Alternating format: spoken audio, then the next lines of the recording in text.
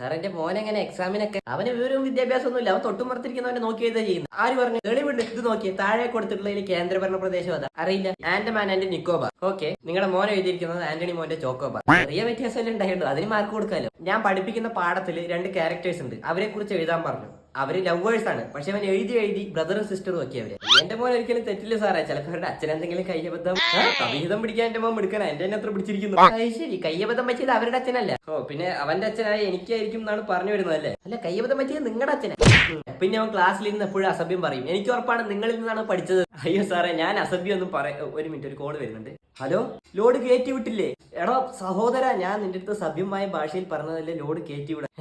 സാറേ, നമ്മളിതാ പറഞ്ഞത് ഒന്നുമില്ല, എനിക്കൊരു തെറ്റിദ്ധാരണ ഉണ്ടായിരുന്നു, മാറി. എന്നാൽ അവസാനമായിട്ട് എന്താ പറഞ്ഞ? അല്ല, അവൻ അസഭ്യം പറയുന്നത് നിങ്ങളെ കേട്ട് പഠിച്ചാണെന്ന് പറഞ്ഞു. അയ്യോ സാറേ, ഞാനാ പറയാറുണ്ട്, ഞാൻ അല്ല, എന്റെ മേലുള്ള തെറ്റിദ്ധാരണ മാറി നേരത്തെ പറഞ്ഞില്ല. എന്താ? ഇല്ല, ഒന്നുമില്ല, ഞാൻ തിരിച്ചെടുത്തു.